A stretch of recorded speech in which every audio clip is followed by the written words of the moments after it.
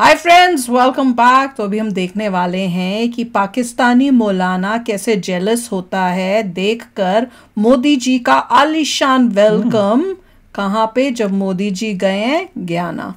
तो चलो वीडियो शुरू करते हैं। वीडियो शुरू करने से पहले अगर आप चैनल पर नए हो और आपने अभी तक सब्सक्राइब नहीं किया तो जल्दी से पहले सब्सक्राइब के बटन और बेल आइकन को क्लिक कर लो ताकि आपको हमारे सारी न्यू वीडियोस के नोटिफिकेशन मिल जाए जैसे हम अपलोड करें। और दूसरे 2 चैनल्स उनको भी सब्सक्राइब कर लेना, लिंक से डिस्क्रिप्शन बॉक्स में आपके रिक्वेस्टेड वीडियोस वहाँ पे भी आ रहे हैं। अगर आपको वीडियो पसंद आता है प्लीज लाइक एंड शेयर। चलिए शुरू करते हैं। और इससे बड़ा सितम, इससे बड़ा जुल्म क्या हो सकता है कि अरे वाह, देखा बड़े सारे पंडित गयाना से आते हैं। वाह वाह वाह, वैदिक चांस,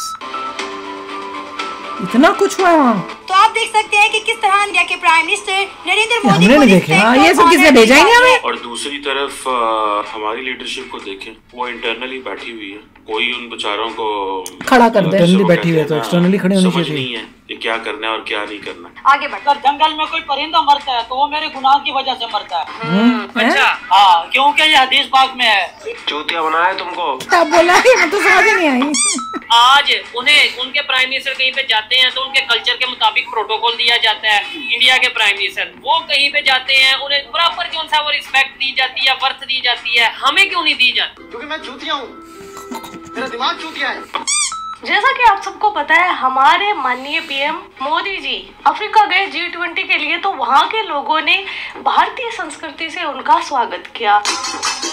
ये देखना हमें भेजना आप लोग। वहीं दूसरी तरफ मैं बात करूं, पाकिस्तान के जो बड़े बड़े लीडर हैं वो भी कहीं जाते हैं तो एयरपोर्ट पर ही उनकी पतलून उतरवा दी जाती है। वाह भाई वाह। फुटेज सामने आ गई है। वज़ीर आज़म को जॉन एफ कैनेडी एयरपोर्ट पर सख्त सिक्योरिटी चेक के बाद बैग और कोट उठाकर जाते हुए देखा जा सकता है। लानत है तुम लोग पे, लानत। अब पाकिस्तानी ये कंपेयर करते हैं, मैं नहीं कर रही, वही कर।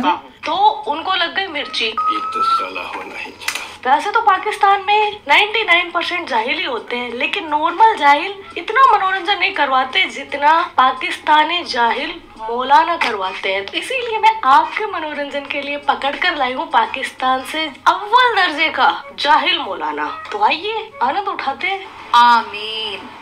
ये टेक्नोलॉजी भी उन्होंने हमसे ली है। जो सबसे पहले जो कश्ती बनाई थी ना, ये मुसलमान ने इजाद की थी। मैं कब हो गया ये? अच्छा, ये पानी में छोड़ा था कश्ती हो। अच्छा। कश्ती को कि ये दुनिया कैसी है। ठीक है। उस मरे पूरे समंदर में घूमते घूमते घूमते ना फिर वो अपनी जगह पर आ गई थी। ठीक है। ये सबसे पहले मुसलमान ने कहा था कि ये समंदर गोल है। कब हुआ कब? मौलाना बोल रहा है कि जो बोट होती है, नाव होती है, वो इन्होंने बनाई। तो मैं कुछ दावा नहीं कर रही, हम गूगल पर सर्च करते हैं कि पहले नाव कहाँ आई। ठीक है, ठीक है जी। ऐसा माना जाता है कि लगभग 40,000 वर्ष ईसा पूर्व नौक निर्माण का कार्य आरंभ हुआ। 7400 ईसा पूर्व से नाव में मस्तूल और पालों तथा पतवारों का भी उपयोग होने लगा था। आज से लगभग 4000-3500 ईसा पूर्व रचित माने जाने वाले ग्रंथ रामायण में कई जगह नाव का उल्लेख है जो मस्तूल, पाल और पतवार से युक्त थी। जब भगवान श्री राम वनवास को जाते हैं तो उनके मित्र निषाद जी उनको छोड़कर आते हैं, नाव से नदी पार करवाते हैं। दुनिया गोल नहीं, कोई समुद्र ही गोल क्या था। नहीं चले जो भी तो जाहिल मौलाना दिमाग से 72 ओरे निकाल कर कुछ चीजें सोच लिया करो। नाव तब से है तब तुम थे भी नहीं, तब तुम्हारे जैसे ही राक्षस होते थे। उस जमाने से नाव है और पूरा क्रेडिट इनको खुद को ले लेना है। एक कल परसों देखा मैंने, एक बोल रहा था आइंस्टाइन मुस्लिम है। वाह, ये तो इनके विचारधारा है। मुझे बताएं, इंडिया के प्राइम मिनिस्टर अफ्रीका में गए, G20 की मीटिंग थी जो भी कल खत्म हुई है। वहाँ पे बकायदा उनका जो वेलकम किया गया, उनके सामने पूजा की गई, उनके सामने मतलब जो इंडिया का कल्चर है उसे सामने रखा गया। क्या कहना चाहेंगे, हमारे प्राइम मिनिस्टर कहीं पे जाते हैं, हमारे लीडर कहीं पे जाते हैं तो समझ लें हमारी चेकिंग की जाती है, कपड़े उतार दिए जाते हैं। हमारे कपड़े इस वजह से उतार जाए, हमारे अपने जो हुक्मरान है सबसे पहले ये बेगैरत है। ये इनको मौका देते आने का कि आओ इधर हम हमारा खुलम खुलम खाओ। आप अपने लीडर्स को गालियां निकाल रहे हैं, अच्छी यार बात नहीं। हमारे लीडर को ना चाहिए गालियों तो खिलाएगा वो। एक क्या वो गालियों की लाएगा? लेकिन मुसलमानों को सिर्फ पैसा दिखाओ ना, अपने चले जाता है। हुक्मरान ऐसे ही होते हैं। मतलब आप ही मुसलमान हैं, मैं भी मुसलमान आप बेचेंगे? नहीं, ये मेरे अपनी ईमान है। तो फिर ऐसे आप किसी पे भी तो ना इल्जाम लगाएं कि मुसलमान बिक जाते हैं। मुसलमान ऐसा है ना, हर कोई मुसलमान ऐसा नहीं होता। अच्छा, बिक भी जाते हैं। बिक भी जाते हैं। तबलीग जमात पहुंच चुकी है। अच्छा। कश्मीर में देखो मुजाहिदीन लड़ रहे हैं। अच्छा। फलस्तीन में देखो मुजाहिदीन लड़ रहे हैं, ठीक है, वो भी तो मुसलमान है ना। अच्छा, लेकिन हमारे वाले तो मुसलमान है, इनको भी तो अच्छा, चाहिए। आपने बोला कश्मीर में मुजाहिदीन लड़ रहे हैं, मेरी बात को सुनिएगा। आपने ये कहा कश्मीर में मुजाहिदीन लड़ रहे हैं, पहले नंबर पे ये मुजाहिदीन का क्या काम, मतलब अपने तौर पे आप जाके जी मैं मुजाहिदीन हूँ कश्मीर में लड़ूं, आपका ये बनता है? क्योंकि जब मेरी इधर चोट लगती है ना, तो पूरे जिस्म को दर्द होता है। तो फिर ये जो अभी अगर बात करें फलस्तीन में जो जंग चल रही है, तो इधर उन्हें दर्द हो रही है। मुसलमान अगर हम मुसलमान अपने 5 वक्त नमाज की पाबंदी करें ना, और सब चीज अपने अमाल पर करें, जो सुन्नत नबी पर चले, तो हमारा कोई भी कुछ भी नहीं ऊपर से ट्रेन जा रही है। अल्लाह से राब्ता करेंगे ना, अल्लाह से मुलाकात करेंगे। अच्छा, ना यहूदी हमारा एक दिन ऐसा आएगा कि तमाम दुनिया पे इस्लाम की हुकूमत होगी। अच्छा, एक दिन ऐसा होगा, वो आएगा जब मुसलमान सारे इकट्ठे हो जाएंगे। सबसे पहले हुक्मरान इकट्ठे हो जाए, ठीक है, चाहे पाकिस्तान के हैं, चाहे बांग्लादेश के हैं, चाहे सऊदिया के हैं, जितने भी मुसलमान हैं, जितने भी इंडिया के भी मुसलमान, जितने भी मुसलमान है, सब मुसलमान ऐसे काम करते हैं। बोला कि अफ्रीका में भी तबलीगी जमात जाती है, कश्मीर में जहाद हो रहा है, ये सब हो रहा है। मुझे बताएं, अगर इंडिया की बात करें, जिनसे हम मुकाबले की बात करते हैं, वो अफ्रीका में तबलीगी जमात नहीं बेचते, लेकिन वो अफ्रीका में अपनी प्रोडक्ट्स, अपनी बाइक्स, अपनी गाड़ियां बेच रहे हैं। यहूदी है ना, यहूदी अपनी तरफ से पूरे इकट्ठे हो रहे हैं। अच्छा, सारे इकट्ठे हो रहे हैं, नॉन मुस्लिम इकट्ठे, सारे नॉन मुस्लिम इकट्ठे होंगे, मुसलमानों के खिलाफ साजिश करेंगे। अच्छा, लेकिन मुसलमानों को चाहिए कि वो भी इकट्ठे हो जाए। अच्छा, और अपना तमाम एहतियात मजबूत करें, ताकि उनको भी पता लगे कि हम भी मुसलमान हैं। हो रहा है ये हमारे खिलाफ साजिश हो रही है, साजिश हो रही है। साजिश को नाकाम क्यों नहीं बना देते? जब मुसलमान अल्लाह सारे इकट्ठे होंगे तो फिर नाकाम होंगे। इत्तेहाद नहीं है अंकल जी, हर चीज में हमारे खिलाफ क्यों साजिश होती है? आप क्या कहना चाहेंगे इसके ऊपर? हमारे खिलाफ साजिश क्यों होती है? हर चीज में हम ये डाल देते हैं जी, कोई भी काम हुआ जी ये पाकिस्तान के खिलाफ, ये मुसलमानों के खिलाफ साजिश है। ये ऐसा नहीं है। अच्छा, साजिश नहीं है, साजिश वाजिश कुछ नहीं होती। अच्छा, एक्चुअली हमारा अपना सिस्टम सही नहीं है, अपने आप को सही नहीं करना, दूसरे पे ब्लेम करना तो बहुत आसान है। ठीक है, हाँ जी भाईजान, आप कह रहे हैं सारे नॉन मुस्लिम मिलके हमारे खिलाफ साजिश कर रहे हैं। बिल्कुल, मेरी बात सुने। सबसे पहली बात तो ये है, हमारे मुल्क में तालीम की कमी है, जबरदस्त, ये चीज है, एजुकेशन नहीं है। तभी तो वो ऐसी बातें कर रहा था, लगा दिया जाता है मदरसों के। ये नहीं बोला कि जैसे आप अनएजुकेटेड हैं, वो इतनी हिम्मत हो ना तो बोलो। ठीक है, जज्बे के पीछे दीन तालीम मना नहीं है। नबी पाक सल्लल्लाहु अलैहि वसल्लम ने बोला इल्म हासिल कर लो, चाहे उसके लिए चाइना जाना पड़े। तो चाइना में मौलवी नहीं बैठे हुए थे। मकसद कहने का है कि तालीम हमारे पास नहीं है। आप ये बात मैं कहता हूँ कंप्लीट समझाएं, जो आपने कहा ना चाइना में मौलवी नहीं थे बैठे, इसका मतलब है टेक्नोलॉजी सीखो, दुनिया का नॉलेज सीखो। कहने का है कि इल्म था, इल्म जो है ना उस जमाने में सिल्क था या जो कुछ भी था, ठीक है, अपने जमाने के साथ साथ उस जमाने में रूट मशहूर था, जो आप ये इन्होंने दोबारा डेवलप कर रहे हैं। लेकिन ये पुरानी बातें हैं, यानी कि इसका मतलब है चाइना तब भी इल्म के लिहाज से हमारे से आगे ही थी। ठीक हो गया। हमारे मुल्क में जिस टाइम पे मुगलिया दौर वाले पैलेस और महल बना रहे थे, बागात बना रहे थे, उस टाइम पे यूरोप में इंडस्ट्री लग रही थी। जब हमारे बादशाह मुसलमान बादशाह यहाँ पे यहाँ पे बागात और ये महल बना रहे थे ना, उस टाइम पे यूरोप में इंडस्ट्री लग रही थी, अगर हिस्ट्री पढ़े तो। ठीक है, अच्छा मुझे बताएं, अगर हिंदुओं की बात करें, हिंदू की हिस्ट्री की बात करें, तो वो देखें वो क्या कहाँ से कहाँ चले गए हैं। वजह ये कि वो भी तालीम के पीछे गए हैं। अच्छा, हमारे यहाँ सर सैयद अहमद खान ने हमें तालीम के लिए पीछे लगाया था। ठीक है, लेकिन मौलवी ने बोला कि ये तो काफिर हो गया। क्या कहना चाहेंगे आप इसके ऊपर भाईजान? अंकल ने तो बड़ी जबरदस्त, ये बहुत लंबी बातें हैं, ये तो नहीं, ये आम पब्लिक को बतानी चाहिए या नहीं बतानी चाहिए? ये है तालीम की बातें, जो तालीम पढ़ा लिखा होगा वही ये बात समझेगा। मैं आपको बताऊंगा, आपको क्या समझ में आएगी? सर सैयद कौन थे बताओ मुझे? बताएं सर सैयद अहमद कौन थे? यार तलीम पर बात की जाए, जिन्होंने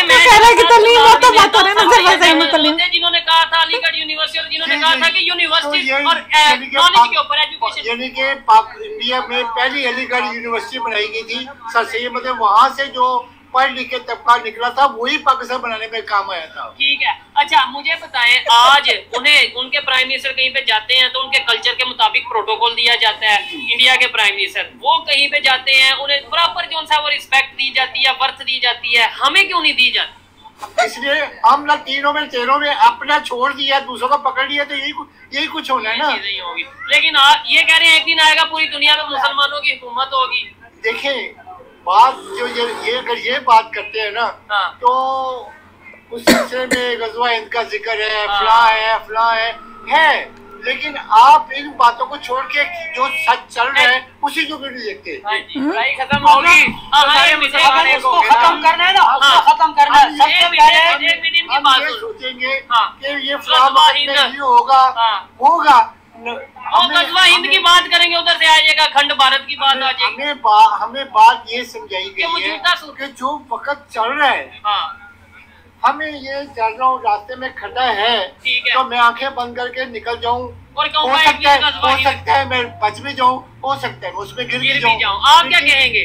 मैं तो सबसे पहले अपने आप को गुनाहगार समझता हूँ। ठीक है, एक मिनट सबर करना, एक मिनट सबर करना, नहीं, क्योंकि जो भी होता है ना, अगर जंगल में कोई परिंदा मरता है तो वो मेरे गुनाह की वजह से मरता है। अच्छा, हाँ, क्योंकि ये हदीस पाक में है।